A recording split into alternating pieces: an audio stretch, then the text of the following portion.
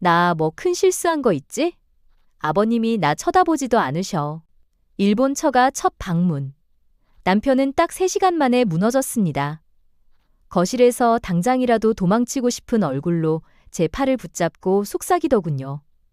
나 그냥 지금이라도 호텔로 갈까? 거실은 정말 기이할 정도로 조용했어요.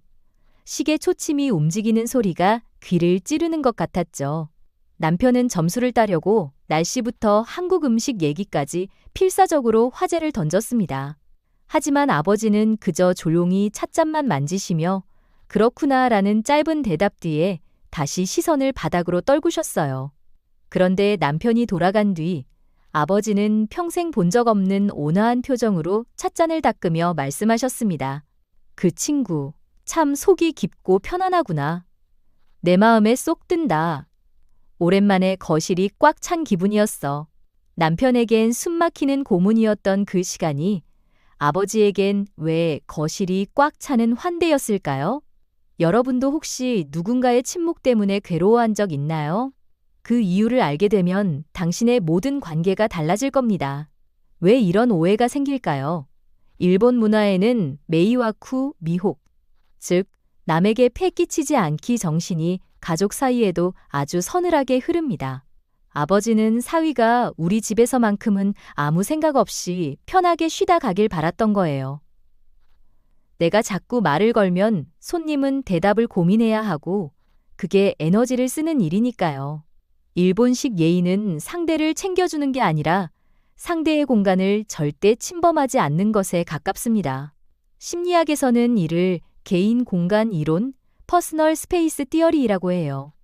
문화마다 편안함을 느끼는 심리적 거리가 다릅니다. 일본 문화는 물리적으로는 가까워도 심리적으로는 거리를 두는 걸 예의로 여기죠. 여기서 남편이 겪은 아주 구체적인 장면이 하나 있어요. 남편이 아버님을 위해 가져온 한국 김부각을 꺼냈을 때였죠. 아버님, 이거 요즘 한국에서 정말 인기 있는 거예요. 한번 드셔보세요. 아버지는 말없이 하나를 집어 정성스럽게 드셨습니다. 그리고 정확히 30초 동안 거실엔 아버지가 부각을 씹는 바삭거리는 소리만 들렸어요. 남편은 그 30초 동안 아버지의 눈동자만 살피며 식은땀을 흘렸대요. 맛이 없나? 예의가 없었나? 사실 아버지는 그 맛에 온전히 집중하며 감탄하고 계셨던 건데 남편은 그 반응 없는 진공 상태를 견디지 못했던 겁니다. 그런데 왜 남편은 이 침묵을 견디지 못했을까요? 이건 단순히 문화 차이의 문제가 아니었어요. 우리 뇌에 새겨진 어떤 본능 때문이었습니다. 잠시 여러분의 이야기를 해볼까요? 연인이나 직장 상사가 내 말에 반응이 없을 때 여러분은 어떤 기분이 드시나요? 심장이 쿵쾅거리고 손바닥에 땀이 차고 머릿속으로 온갖 최악의 시나리오가 펼쳐지죠. 심리학에서는 이를 거절 민감성, 리젝션 센시티비티라고 합니다. 상대의 반응이 0일 때 우리 뇌는 본능적으로 가장 최악의 시나리오를 씁니다. 나를 무시하나? 내가 싫은가? 이건 생존 본능이에요. 수만 년 전 부족에서 쫓겨나는 건 곧 죽음을 의미했으니까요. 그래서 우리 뇌는 거절의 신호에 극도로 민감하게 반응하도록 설계됐습니다. 정보가 없는 침묵은 우리에게 수동적 공격으로 오해받기 쉬워요.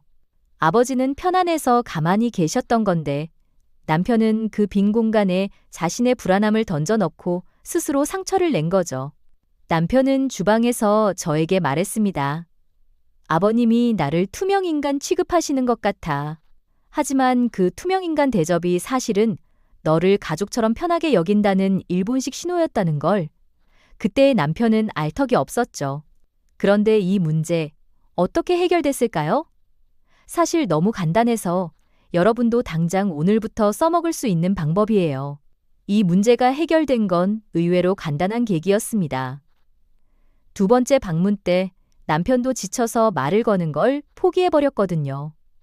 그냥 멍하니 창밖 정원을 바라보며 아버지 옆에 앉아 있었습니다. 거실엔 다시 정막이 찾아왔죠.